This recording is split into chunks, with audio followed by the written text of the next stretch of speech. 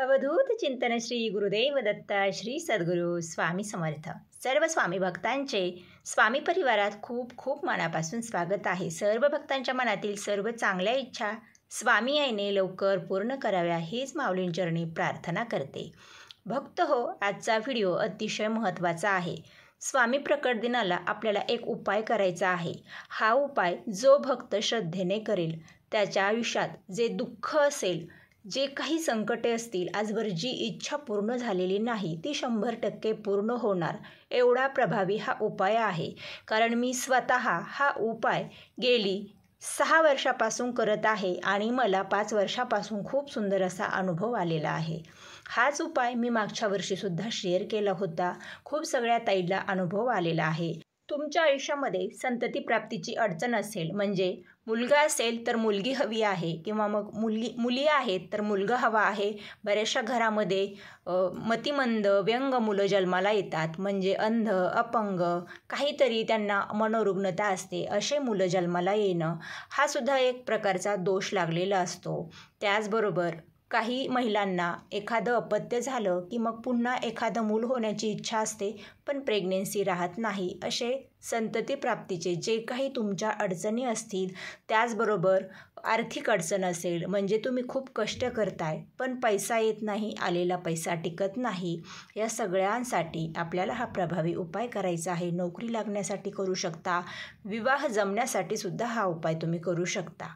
तर भक्त हो, आजचा हा व्हिडिओ शेवटपर्यंत पहा आणि पाहत असताना सर्वांनी कमेंट्समध्ये स्वामी आई कृपा करा आणि श्री स्वामी समर्थ असे लिहा. तर 31 मार्च सोमवारी आलेला आहे प्रकट दिन, आणि स्वामी महाराजांचा प्रकट दिन म्हणजे आपल्या सर्वांना या दिवसाची आतुरता आहे. कारण महाराज तर आपल्या आयुष्यात रोजच प्रकट आहेत, महाराज आपल्यासोबत आहेत, पण प्रकट दिन हा आपल्याला विशेष दिवस साजरा करायचा आहे, म्हणून आपण वेगवेगळ्या सेवा करत आहोत. तर भक्त हो, मध्यंतरी एक 5-6 दिवस व्हिडिओ आले नाही.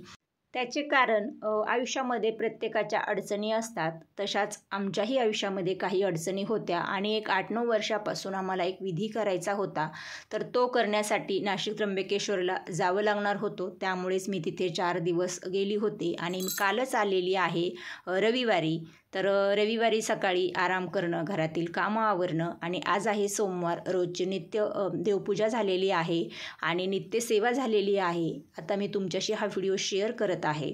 तर आजच्या व्हिडिओमध्ये मी तुम्हाला स्वामी प्रकट दिनाला 3 फुलांचा उपाय कसा करावा हे सांगणार आहे. मागच्या वर्षी सांगितला, खूप जणांना अनुभव आला, बऱ्याचशा ताईंच्या अजूनही समस्या सुटल्या नाहीत, म्हणून आता यावेळी थोडासा वेगळ्या पद्धतीने लवकर अनुभव यावा यासाठी आपल्याला हा उपाय करायचा आहे.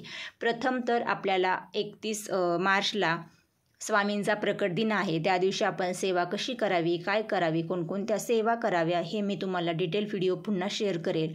तर भक्त हो, 3 फुलांचा उपाय करताना तो आपल्याला स्वामींच्या केंद्रात दत्त महाराजांच्या मंदिरामध्येच करायचा आहे, किंवा स्वामींच्या मठामध्ये सुद्धा करू शकता. शक्यतो इथे केला तर 100% हा अनुभव लवकर येतो. कारण घरी आपण जास्त सोहळं पाळत नाहीत, आपल्याकडून बऱ्याचदा शिवताशिवत घरात होत असते, आणि आपल्या घरामध्ये जास्तीत जास्त प्रमाणात दैवी शक्ती ही पॉझिटिव्ह नसते किंवा सक्रिय नसते. त्यामुळे हा उपाय दत्त महाराजांच्या मंदिरात, स्वामींच्या केंद्रात, मठात केला तरी चालेल. आणि ज्यांना जर असं मंदिर वगैरे नसेल तुमच्या आसपास शहरात, तर मग तुम्ही हा उपाय घरीच करायचा आहे. म्हणजे खूप कमेंट्स येतात आणि मला रिप्लाय देणं शक्य झालं नाही, तर मग प्रकट दिनालाच हा उपाय करायचा आहे म्हणून सांगते आहे.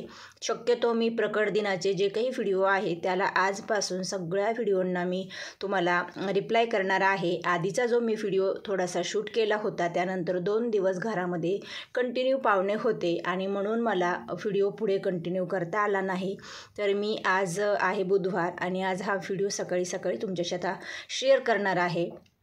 तर बघा, 3 फुलं तुम्हाला झेंडूची घ्यायची आहेत, म्हणजे भगवा झेंडू. तुम्ही इथे बघू शकता महाराजांना जो हार घातलेला आहे त्यामध्ये सुद्धा भगवा झेंडूचं खूप सुंदर असं फूल आहे. तर असे 3 फुलं घ्यायचे आहेत. पिवळा किंवा जरी तुम्ही केशरी घेतला तरी चालेल. 3 फुलांवर तुम्हाला तुमची इच्छा सांगायची आहे आणि ते 3 फुलं तुम्हाला हातामध्येच घेऊन त्या 3 फुलांवर काही सेवा करायच्या आहेत. कारण सेवा केल्याने लवकरात लवकर तुमची इच्छा पूर्ण होणार आहे. तर बघा, तुम्हाला सेवा करणं जर मंदिरात शक्य असेल तर तिथे जाऊन तुम्ही करू शकता, किंवा मग घरीच सेवा करून तुम्ही हे 3 फुलं मंदिरात घेऊन सुद्धा जाऊ शकता. म्हणजे जसं पॉसिबल होईल त्या पद्धतीने करा. आणि ज्यांना घरीच उपाय करायचा आहे त्यांनी घरीच सेवा करा आणि मग घरीच फुलं अर्पण करा. सगळ्यात आधी तुम्हाला 3 माळ श्री स्वामी समर्थ या मंत्राचा जप करायचा आहे. त्यानंतर तुम्हाला 3 वेळा तारक मंत्र पठण करायचं आहे.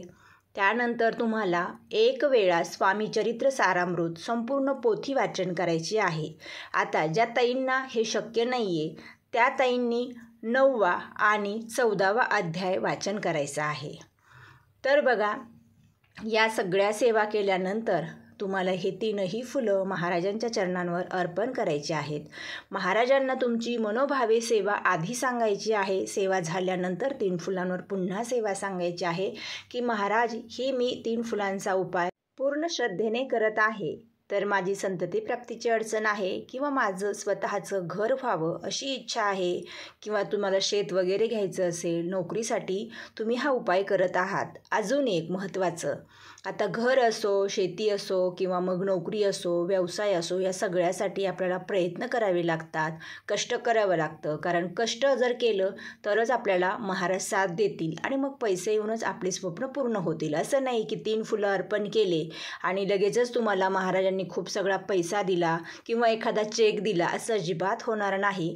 त्यामुळे आपण कष्ट करतोय, पण त्याला आपल्याला महाराजांची साथ मिळावी म्हणून हा 3 फुलांचा उपाय श्रद्धेने करायचा आहे.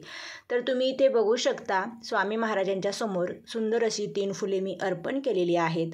तर अशा पद्धतीने तुम्हाला महाराजांच्या चरणांवर ही 3 फुले अर्पण करायची आहेत. आता स्वामींच्या केंद्रामध्ये बऱ्याच ठिकाणी जे काही महाराजांचे फोटो किंवा मूर्ती ठेवलेली जो ओटा असतो, ज्याला चौथरा म्हणतो, तर या ठिकाणी जाऊ दिलं जात नाही. तर मग तुम्ही ते 3 फुले जिथे कुठे तुम्हाला पादुका वगैरे ठेवलेल्या असतील तर तुम्ही तिथे ठेवू शकता, किंवा मग जिथे तुम्हाला अर्पण करता येतील तिथे करू शकता.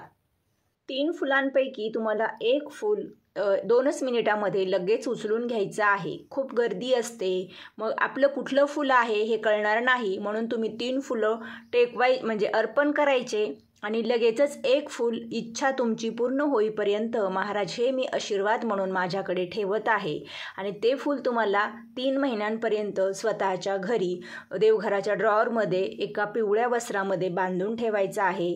आणि नंतर मग तुम्ही एखाद्या आपल्या तुळशीची कुंडी सोडून इतर झाडांच्या ज्या कुंड्या असतात ना, त्या मातीमध्ये ते विसर्जित केलं तरीसुद्धा चालेल. याच पद्धतीने हा उपाय करायचा आहे. पण न चुकता ते 3 फुलांपैकी 1 फूल तुम्हाला घरी घेऊन यायचं आहे. महाराजांचा त्यासोबत आशीर्वाद असणार आहे. ते फूल तुमच्याकडे जोपर्यंत आहे, म्हणजे 3 महिन्यांपर्यंत ठेवायचं आहे. त्यामध्ये तुमची इच्छा 100% पूर्ण होणार आहे. म्हणजे जे काही अडचणी अडथळे येत असतात तर हे दूर होऊन तुमचा मार्ग महाराज मोकळा करतील. आणि या सेवा तुम्हाला करूनच हा उपाय करायचा आहे, म्हणजे तुमची इच्छा लवकरात लवकर पूर्ण होईल.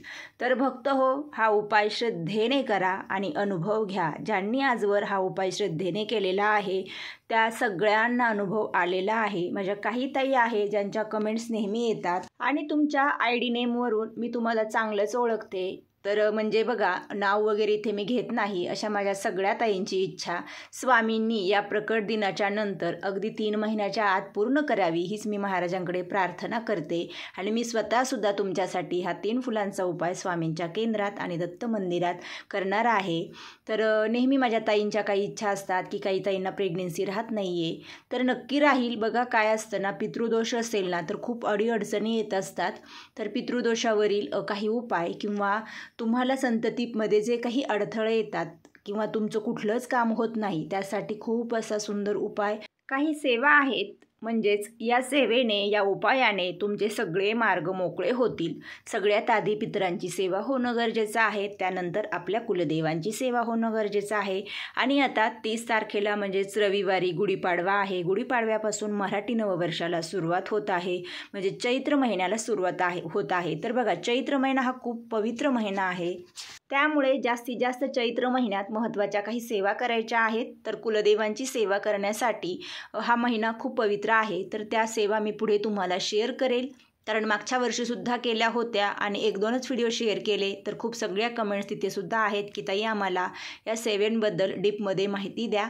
तर नक्की मी शेअर करेल. स्वामी प्रकट दिनाचे अजूनही काही उपाय आहेत, तर मी आजच ते सगळे व्हिडिओ तुम्हाला शेअर करेल. म्हणजे आज हा एकच व्हिडिओ येईल आणि उद्या असे 2 तुम्हाला व्हिडिओ येऊन जातील. तर हा उपाय श्रद्धेने करा. इतरांना सुद्धा हा व्हिडिओ शेअर करा, कारण हा उपाय 100% अनुभवी आहे. मी स्वतः केलेला आहे. मला खूप छान अनुभव प्रत्येक वर्षी आलेला आहे. तर नेहमीच काही ताई मला त्यांच्या समस्या सांगत असतात आणि मला त्या चांगल्या लक्षातसुद्धा आहे. स्वामींनी त्या पूर्ण कराव्या. त्याचबरोबर जे नवीन आहेत त्यांनी त्यांचे काही अडचणी असतील तर स्वामींना कमेंट्समध्ये सांगा. तुम्हाला आजवर सेवेमध्ये कुठले अनुभव आलेले आहेत ते सुद्धा मला कमेंट्समध्ये सांगा. म्हणजे स्वामींच्या सेवेत येऊन आपल्याला छान अनुभव आले की खरंच खूप छान वाटतं. तर मी नक्की पुढे तुमचे चांगले जे काही अनुभव असतील ते सुद्धा आपण व्हिडिओद्वारे शेअर करू. आजची माहिती अतिशय महत्त्वाची आहे. व्हिडिओ आवडला असेल तर व्हिडिओला नक्की लाईक करा, पुढे जास्तीत जास्त शेअर करा आणि जे नवीन आहेत त्यांनी चॅनलला सबस्क्राईब करा. झालेली सेवा श्री स्वामी समर्थ माऊलींचरणी अर्पण करूया. श्री स्वामी समर्थ. जय जय स्वामी समर्थ.